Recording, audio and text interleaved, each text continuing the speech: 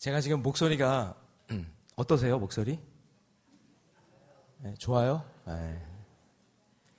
제가 목소리가 지금 어제 저희 서대문 지방에서 풋살 대회가 있었는데 제가 2002년 월드컵 이후로 이렇게 소리를 지른 적이 없었어요. 저희 교회가 그동안 풋살 우리 서포터들도 있었고 그렇게 지원을 정말 잘해주시고 기도해 주셔서 어제 여성팀은 우승을 했어요.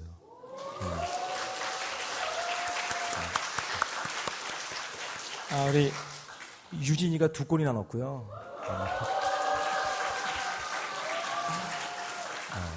또 성기숙 권사님이 정말 그림 같은 골을 넣었어요. 진짜 인생골이에요. 인생골. 제가 그걸 보고 가만히 있을 수가 없잖아요. 막 그냥 소리를 질렀더니 목소리가 이렇게 돼버렸어요. 그러면 이해해 주시고 은혜로운 마음으로 잘 들어주시면 감사하겠습니다. 자, 오늘 함께 읽을 귀한 말씀을 가지고 은혜를 베푸신 하나님이란 제목으로 하나님 말씀 함께 나누겠습니다. 지금 우리가 이제 에스라 말씀을 함께 나누고 있는데요. 우리 다음 주부터는 사무엘하 말씀으로 이렇게 넘어갑니다. 자, 제사장 겸 학자인 에스라. 이 바벨론에서 태어난 포로 2세예요. 포로로 끌려간 사람이 아니라 바벨론에서 태어난 사람입니다. 그러니까 어느 날 갑자기 나타난 인물이 아니라 포로로 끌려와 고난을 견딘 가문에서, 그러니까 포로로 끌려왔을 때 그 가문이 고난 받았을 거 아니겠어요? 그 고난을 견딘 가문에서 성장했고, 그리고 하나님의 말씀으로 양육을 잘 받은 그 가정에서 양육받은 자로 자란 사람이 누구냐면 에스라예요. 에스라. 그 에스라라는 이름의 뜻이 하나님이 도우신다, 하나님의 도우심, 그런 뜻이거든요. 그러니까 하나님의 은혜다, 그런 뜻도 이제 담겨져 있는 거죠. 그래서 창세기에 보면은 하나님이 보시기에 다 좋았는데 아담이 독초하는 게 보기에 좋지 않으셨잖아요. 다 보기 좋았는데 혼자 하는 거, 그러니까 공동체 없이 혼자 있는 거, 그거 하나님 싫어하신단 말이에요. 그래서 공동체가 필요한 거죠. 그래서 그 공동체가 필요하니까 돕는 배필을 지어주시잖아요. 하와를 만들어 주십니다. 그래서 돕는다라는 뜻이 뭐냐면 에제르라고 합니다. 그래서 에제르와 에스라, 이거는 같은 어원에서 나온 거죠. 돕는 배필을, 하와를 아담에게 준 것처럼 하나님께서 에스라라는 이 사람을 민족을 구원하는 그 일에 불러주신 거죠. 하나님께 도우심으로 말미암아. 그래서 오늘 본문 28절을 보시면 에스라가 모든 망백들 앞에서 하나님의 도우심으로 하나님의 은혜를 얻게 하셨다라는 그 표현이 나오는 거죠. 이게 핵심 요절이에요. 자, 바라기는 저는 오늘 예배를 드리는 우리 성도님들, 특별히 우리 어린이 주일을 맞이해서 우리 자녀들, 자손들에게 하나님의 풍성한 하나님의 도우심, 하나님의 은혜가 넘쳐나시기를 주님의 이름으로 축복합니다. 자, 그러면 한 3가지를 살펴볼 텐데요. 하나님의 은혜가 임하는 사람들의 특징은 뭐냐면 첫 번째는 주변에 돕는 사람들을 하나님이 붙여주신다는 거죠. 주변에 돕는 사람. 자, 우리 21절 말씀 같이 읽습니다. 시작. 나 곧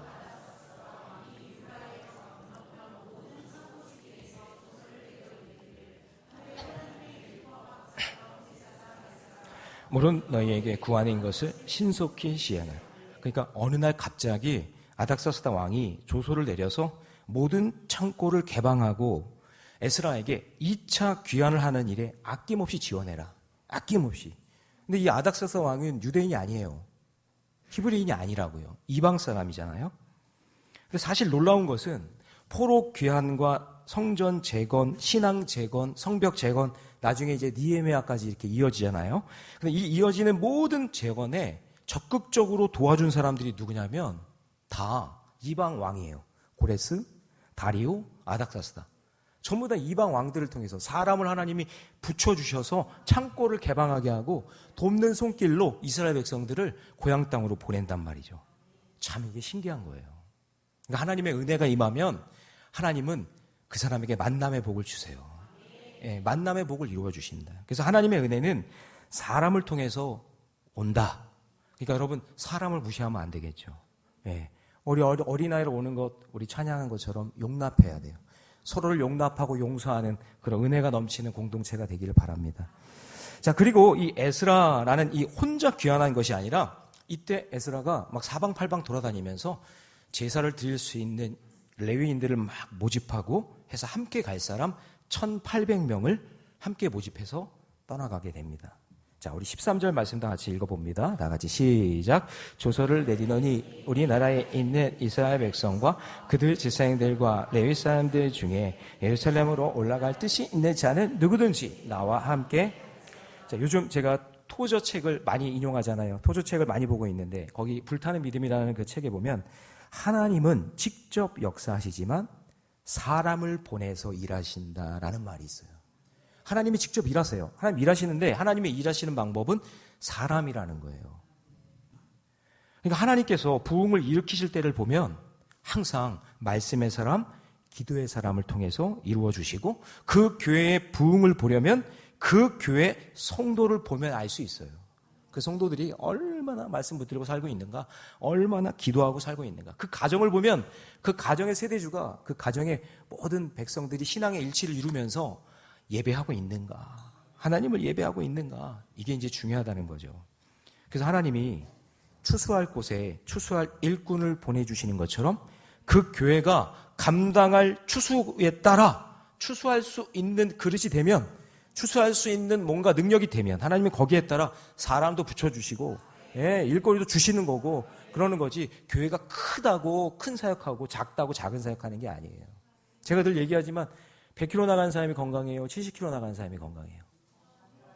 그렇죠. 건강한 사람이 건강한 거라고 그랬죠? 100km 나간 사람이 건강하지 않다고 생각하는 사람도 있을 거예요. 비만이라고. 아니에요. 저는 100km 나간 사람이 건강한 사람 진짜 많이 봤어요. 70km 나갔는데도 골골하는 사람 많이 봤어요. 제가 여러분 물어볼게요. 3,000명 모이는 교회가 건강한 교회예요? 300명 모이는 교회가 건강한 교회예요? 네, 건강한 교회가 건강한 교회예요. 3,000명 모이면 뭐예요? 큰 교회 모이면 뭐예요? 맨날 죄 짓는 일만 하고 하나님 기뻐하시는 일을 하지 않으면 소용없어요. 하나님이 기뻐하시는 일을 감당하는 건강한 교회가 되어야 됩니다. 그래서 여러분, 새로운 사람을 통해서 공동체가 은혜가 넘치게 하나님께서 변화의 물꼬를 열어주시고 놀라운 역사를 이루어주세요. 항상 사람을 통해 일하신다. 자, 오병이어의 기적을 한번 볼까요? 오병이어의 은혜가 임하게 되는 것을 잘 보세요.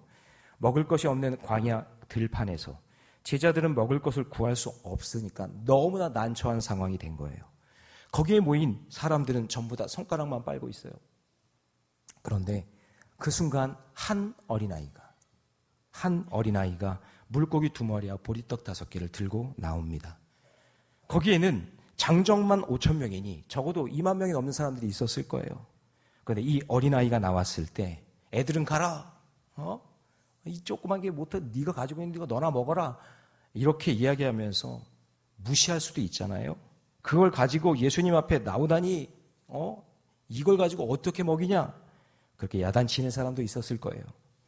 그런데 그 아이의 정성을 보고 있던 안드레가 이 아이를 예수님께로 데려오는 그 순간부터 하나님의 역사가 일어나는 거예요. 저는 여러분 이런 생각을 해봅니다. 오병이어의 기적을 통해 주시는 하나님의 은혜는 거기에 있던 제자들도 아니고 5,000명의 장정들도 아니고 이 어린 아이, 이 한 어린 아이의 마음을 보신 하나님께서 역사해 주신 거죠. 여러분이 볼 때는 어린아이들이 미련하고 답답하고 까무득한 존재로 보이지만 하나님의 은혜는 사람을 통해 일하시기 때문에 한 어린아이의 헌신이, 그 아이가 들고 나온 그 정성이, 그 믿음이 2만 명을 먹이고도 12광주리를 남게 하는 역사가 일어나는 줄 믿습니다. 여러분 꼭 기억하셔야 됩니다. 자녀들을 존중히 여기셔야 됩니다. 무시하시면 안 됩니다. 다음 세대 무시하시면 안 됩니다. 여러분 그거 아세요? 서대문 지방만 해도 37개 교회 중에서 교회학교 중에 영아부가 있는 교회는 5개 교회밖에 없어요. 영아부가 있는 교회. 이제 다음 세대가 없어요. 자녀들이 이제 없어요. 여러분 우리 교회도 마찬가지예요. 다음 세대가 없는 교회는 앞으로 10년, 20년, 30년 지나면 더 이상 예배드릴 장소가 되지 않아요. 여러분 다음 세대를 위해 여러분의 신앙의 다음 세대들이 신앙의 일치를 이루고 이 교회에 나와 함께 예배하고 하나님을 섬기는 축복의 주인공들이 되시기를 바랍니다. 지금 에스라 혼자 이룬 업적이 아니라 에스라 이름처럼 하나님의 도우심으로 아닥사스다 왕도 도왔고 관료들도 도왔고 1800명이나 되는 헌신자들이 함께 했어요. 공동체가 함께 사역을 감당합니다. 그래서 성경을 보면 하나님의 은혜가 쏟아지는 곳에는 혼자 하는 것이 아니라 그 자리에 함께하는 사람들이 늘 있었다라는 거죠. 예수님의 제자들도 함께 있었고 초대교회를 보면 성령 충만했던 그 자리에 성도들이 그 자리에 있었잖아요. 같이 있었다. 자, 적용 질문입니다. 지금 내 주변에 있는 사람들을 여러분 잘 보십시오. 어쩌면 그 사람이 하나님께서 붙여주신 은혜의 통로가 될 줄로 믿습니다. 자, 두 번째요. 하나님의 은혜가 임하는 사람들의 특징은요, 하나님이 재정을 풍성하게 채워주신다라는 겁니다. 자, 22절은요, 읽기만 해도 은혜가 돼요. 다 같이 읽습니다. 다 같이 시작.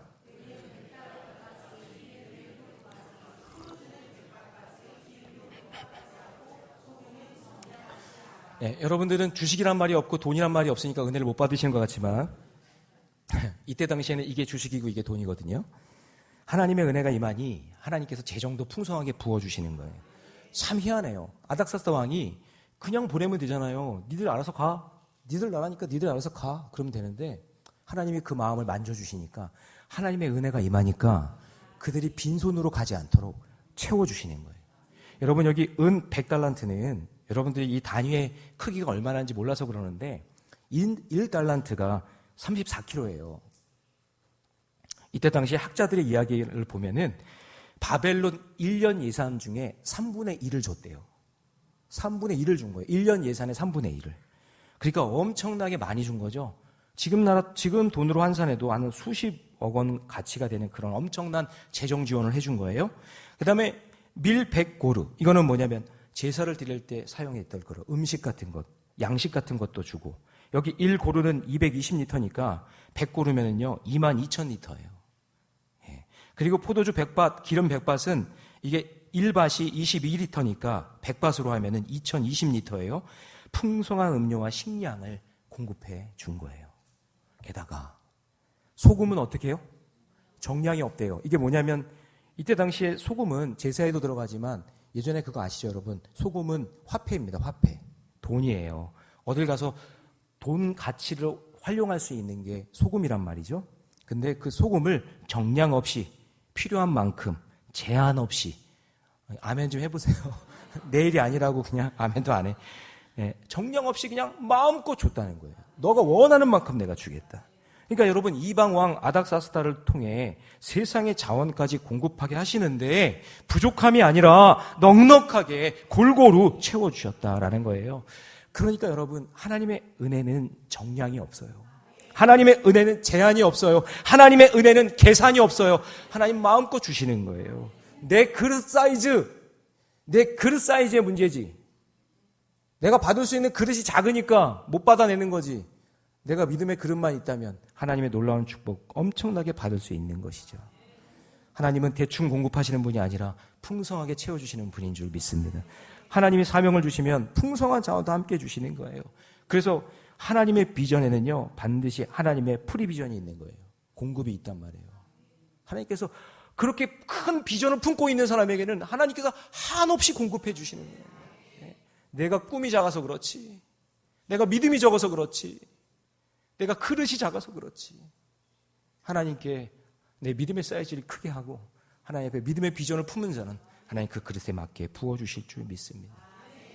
우리 자녀들이 그랬으면 좋겠어요. 우리 자녀들이. 22절의 가치는요, 이게 단순히 돈의 액수가 아니라 하나님께서 이스라엘 백성들의 신앙 재건을 위해 왕의 창고까지 열게 하셔서 공급하시는 하나님의 놀라운 섭리가 있는 줄 믿습니다. 게다가요 23절에 보면 세금도 받지 않겠대요. 세금도 받지 않겠다. 하나님의 성전에서 일하는 자에게는 조공과 관세와 통행세 받는 것도 옳지 않다. 그런데 여러분 아닥사스다 왕이 즉흥적으로 이런 배려를 했을까요? 아니죠. 에스라를 보니까 에스라는 맡겨도 되는 사람이에요.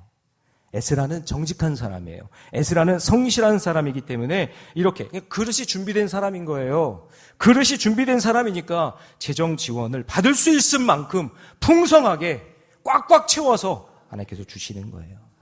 저는 기도합니다. 저희 자녀들이 에스라처럼 맡겨도 되는 사람, 정직한 사람, 성실한 사람으로 하나님의 은혜를 충분히 받아서 저는 재정적인 복도 누릴 수 있는 우리 자녀들이 됐으면 좋겠어요. 큰 창고가 돼서 많은 사람들을 먹이는 인생 됐으면 좋겠어요. 5,000명 분을 독식하는 인생이 아니라 5,000명을 먹이는 인생 됐으면 좋겠어요. 여러분 그렇게 꿈꾸시고 다음 세대를 위해서 기도하세요. 네. 지금 에스라가 포로 귀환 2차를 준비하면서 어디 가서 구걸하거나 모금 활동하거나 사람들에게 편지 보내고 이메일 발송한 거 아니에요.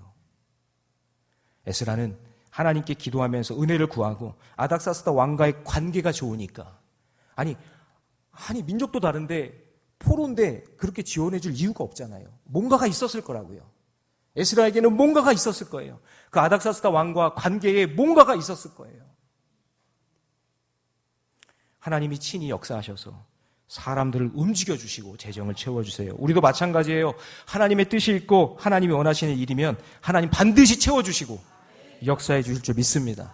우리 사업하시고 기업하시는 분들, 회사 운영하시는 분들 힘내세요. 그릇의 사이즈를 키우세요. 하나님께서 마음껏 부어주실 줄 믿습니다. 유럽의 첫 번째 교회가 여러분 자조 옥감장수 르디아가에 의해서 세워진 빌립보 교회잖아요. 최초 교회, 유럽의 최초 교회. 처음 개척했을 때 얼마나 힘들고 어려웠겠어요. 유지하고 그리고 운영하는데 어려움이 많았겠죠. 그때 바울 사도가 빌립보 교회 성도들에게 이렇게 편지합니다. 우리 같이 한번 읽어봅니다. 시작. 나의 하나님이 영광 가운데 그 풍성한 대로 너희 모두 쓸 것을 다시 한번 빨간 글씨만 시작. 그 풍성한 대로 너희 모두 쓸 것을 채우시리라. 믿습니다. 필요한 만큼 하나님이 채워주신다. 그래서 여러분 여기 쓸 것이라는 게 영어로 needs예요. needs. 하나님은 우리의 greed, 욕심을 채우시는 게 아니라 우리의 필요를 채우세요. 여러분들 영적으로 하나님 제가 이 사역 감당하는데 생명 살리는데 이게 필요합니다. 제 욕심을 채우는 게 아니라 하나님 이게 필요합니다. 하나님께 나 needs를 이야기하면 하나님께서 그걸 채워주시는 거예요. 예, 우리 그런 성도들 됐으면 좋겠어요. 자기 배만 채우려고 욕심 부리는 인생이 아니라. 여러분 적용질문 드립니다. 여러분 하나님의 은혜를 잊은 채 자기 욕심만 구하는 것을 들어주실 리가 없어요. 하나님은. 하나님의 은혜를 기억하면서 생명 살리는 일에 하나님이 필요를 채워주시고 하나님의 온전하게 믿음으로 나아가기를 원합니다. 주님, 하나님, 우리 다음 세대 자녀들이 에스라와 같이 맡길 수 있는 사람, 정직한 사람, 성실한 사람, 그릇이 준비되어 있는 사람 될 수 있게 되기를 원합니다. 그렇게 기도하며 나아가는 저와 여러분 되시기를 바랍니다. 마지막 세 번째는요, 하나님의 은혜가 임하는 사람들의 특징은 세상을 이길 지혜를 하나님이 주신다는 거죠. 자, 우리 25절 말씀 같이 있습니다. 에스라요, 시작.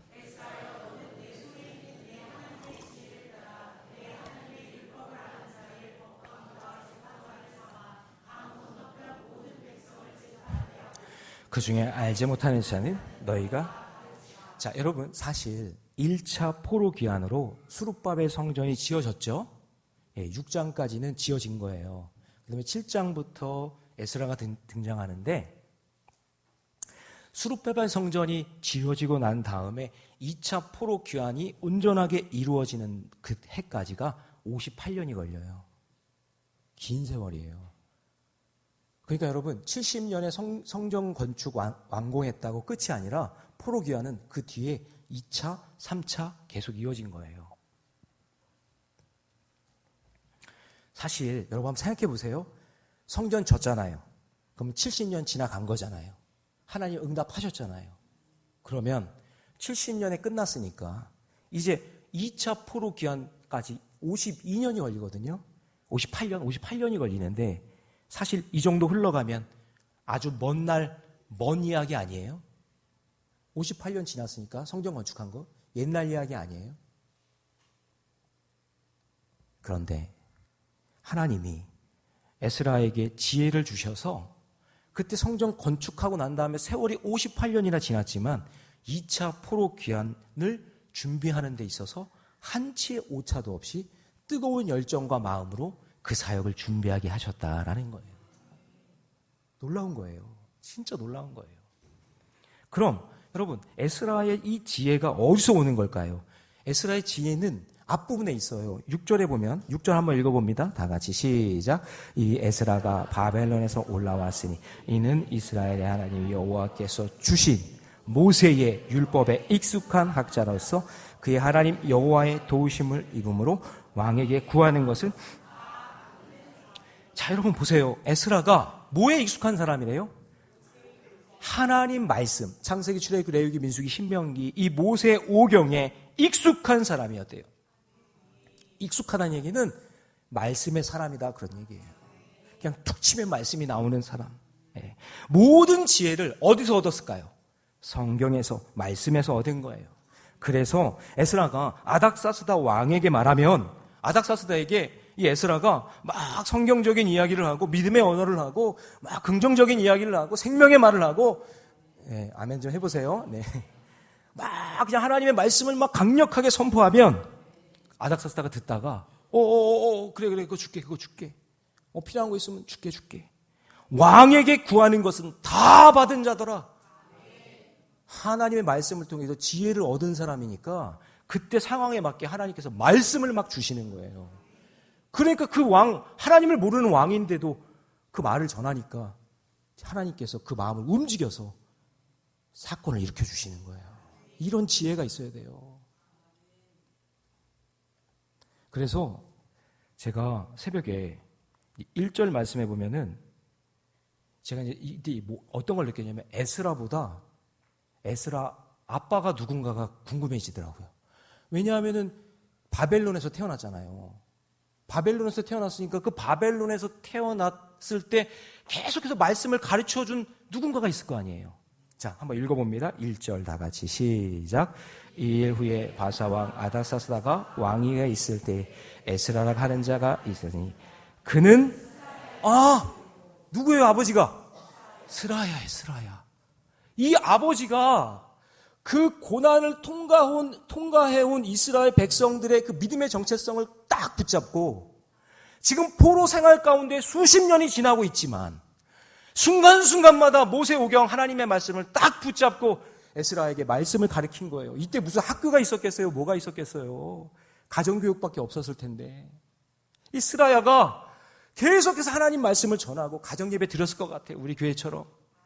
인증사진은 안 보냈겠지만 계속해서 가정예배 드리면서 이게 하나님 말씀이야. 이게 출애굽이야. 우리는 제2의 출애굽을 이룰 수 있어. 그러면서 막 창세기, 출애굽기 이거 공부하면서 창세기에서 그래 창조하신 하나님, 가정을 창조하신 하나님, 그래 출애굽기를 하면서 그래 길밖에 길이 있지. 레위기를 공부하면서 그래 레위게이션 하나님이 길을 내실 거야.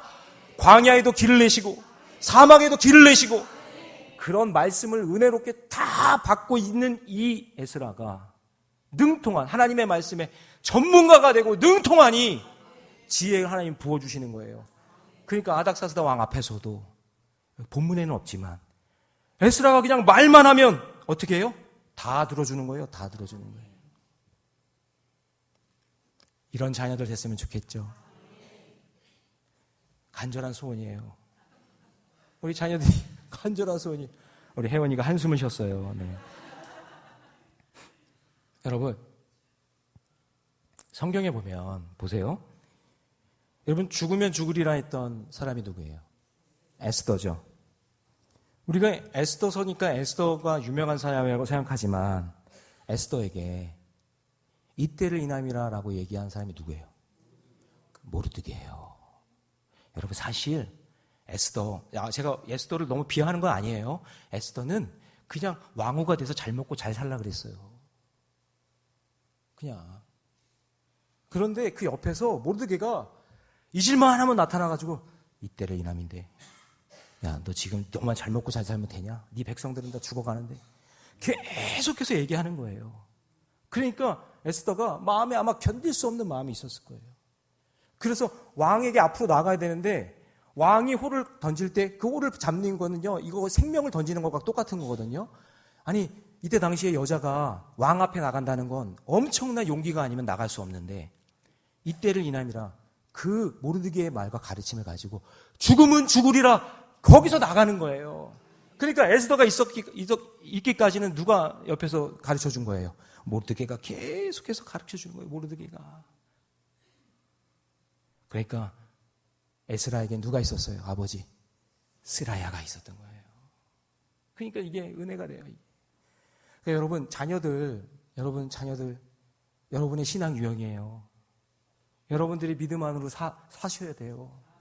자녀들 세상으로 살지 않게 믿음 안에 살게 하려면 여러분들이 스라야가 돼야 돼요. 스라야가 돼야 에스라 같은 사람이 나와요. 네. 여러분 이런 사명을 가지고 믿음의 길 걸어가시기 바랍니다. 어제 유진이가 2골 넣었잖아요. 와, 진짜 흥분의 도가니였어요.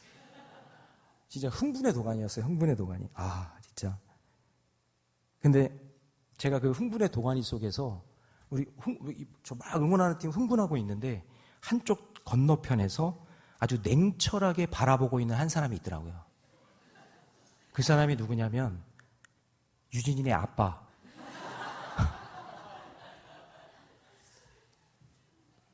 옥현일 권사님이 딱 지켜보고 있는 거예요. 그런데 제가 느낀 게 뭐였냐면 2골을 넣었으니 여러분 저희 교회 죄송해요. 우리 여자 풋살팀은 골을 넣은 게 기억이 잘 안 나는 팀이에요. 골을 넣은 게 기억이 안 나는 팀이에요. 근데 진짜 많이 들었어요. 저는 우리 서포터즈 우리 박수 한번 했으면 좋겠어요. 서포터즈. 네, 서포터즈. 네. 우리 청년들 계속 후원해주고 하니까 얘네들이요 그렇게 배웠던 게 볼 차는 게 달라졌어요. 속도가 달라졌어요. 이제 맞으면 아프더라고요. 아프겠더라고. 아주 그냥 잘 찼는데. 근데 제가 볼 때는 2골 넣는 것만 해도 기적 같은 일이고 또 성기숙 권사님이 그냥 쐐기골을 박아가지고 그냥 완전히 이제 승리를 했는데 근데 유진이가 다시 골을 딱 잡았거든요. 골을 딱 잡자 옥현일 권사님이 갑자기 되게 조용하신 분이잖아요. 원래 말도 잘 안 하시는 분이잖아요. 근데 갑자기 모르드게처럼 유진이한테 유진아 해트트릭! 아, 역시 딸을 강하게 키우는구나 이런 생각을 들었어요. 모르드게 같구나 이런 생각이 들었거든요. 여러분 에스라의 이 믿음과 용기는요 포로로 끌려와 고난 중에서도 누구의 신앙을 그대로 물려받았냐면 부모의 신앙을 그대로 물려받은 거예요. 네. 이거밖에 찾을 게 없어요. 네. 근데 이거를 그냥 부모의 노력으로만 봐야 되냐? 아니죠. 하나님의 은혜죠. 하나님의 은혜가 그 가정에 임하니까 그 부모들의 마음을 변화시켜서 우리가 포로 생활이지만 자녀들의 신앙교육 우리 놓치면 안 되지? 우리 열심히 해보자 해서 그 신앙교육이 계속해서 전해내려온 거예요. 그래서 이것을 알았던 에스라도 마찬가지예요. 포로 상황 속에서 어떻게 하죠? 자, 10절 같이 읽습니다. 시작. 에스라가 여호와의 율법을 연구하여 준행하며 율례와 규례를 이스라엘에게 가르치기로 결심하였다. 그러니까 지금으로 하면 에스라는 말씀 연구, 묵상하고 준행했대요. 해석하고 적용하고 가르쳤다. 다음 세대를 위해서 양육했다는 얘기죠. 그래서 에스라가 58년이 지났어도 시대를 바라보는 통찰력이 생겨서 포로 교환, 귀환에 그리고 이제 성전이 재건됐으니 신앙 재건을 위한 판단력과 분별력이 생긴 거예요. 여러분, 제 동기들 친구들 중에도 보면 진짜 책 많이 보고 열심히 신학 공부해가지고 정말 공부 잘하는 친구들이 있었어요. 그런데 공부는 잘해요. 아는 건 많아요. 근데 정말 안타까운 건 뭐냐면 판단력과 분별력은 또 달라요. 그거 하나님이 주셔야 돼요. 하나님이 주셔야 돼요. 여러분, 여러분의 자녀들 지금에 있는 모습으로 결정짓지 말고 지금 어떻게 살아가는지는 모르겠지만 하나님께서 말씀에 사로잡히고 믿음 안에 사로잡힌 인생이 되면 하나님께서 영적인 분별력과 판단력을 부어주실 줄 믿습니다. 시간이 좀 걸려요. 하나님께서 역사하시는 그 일 가운데 사랑하는 성도 여러분, 우리 모두 한 번뿐인 인생인데 여러분도 저도 잘 판단하고 분별해야 되지 않겠어요? 그냥 멍하니 시간만 때우며 살아가지 말고 이왕이면 하나님의 영광을 위해 생명 살리는 일은 위해 쓰임받는 저와 여러분 되시기 바랍니다. 여러분, 성경에 보면 야고보서에서 지혜가 없으면 구하면 주신다 그랬어요. 우리 야고보서 1장 5절 말씀이 있습니다. 시작. 너희 중에 누구든지 지혜가 부족하거든 모든 사람에게 후히 주시고 꾸짖지 아니하시는 하나님께 구하라. 그리하면 그래서 지혜가 없는 사람들 여러분 잘 보세요. 말씀 생활, 기도 생활 안 해요. 말씀 생활, 기도 생활 없는데 어떻게 분별력과 판단력이 생기겠어요? 말씀이 없는데. 여러분, 시편의 워딩으로 제가 한번 설명해 볼게요. 지혜는요, 말씀과 기도로 다 연결되어 있어요. 시편 119편 98절. 다 같이 시작. 주의 계명들이 항상 나와 함께하므로 그것들이 나의 원수보다 지혜롭게. 하나님의 계명 말씀이 지혜를 주시는 거예요. 시편 90편 12절에 보니까 지혜로운 마음을 얻게 하소서. 기도 가운데 지혜를 하나님이 주신단 말이에요. 그래서 신앙 세대주가 믿음 생활 잘 하셔야 다음 세대 자녀들이 신앙의 일치를 이룰 수 있어요. 그리고 여러분, 에스라는 조서의 내용을 설명한 후에 마무리하는데 지금 일어난 모든 일들을 내가 한 것이 아니라 이 모든 것이 하나님의 은혜였다라고 고백하는 진짜 멋진 사람이에요. 자, 그래서 28절 같이 읽습니다. 시작.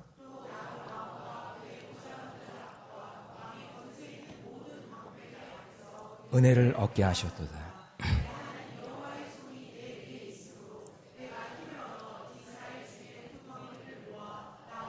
올라오게. 아멘. 아멘. 아멘이죠? 아멘. 내가 한 것이 아니래요. 하나님의 은혜. 하나님의 손이 나와 함께 했다. 정말 멋지잖아요.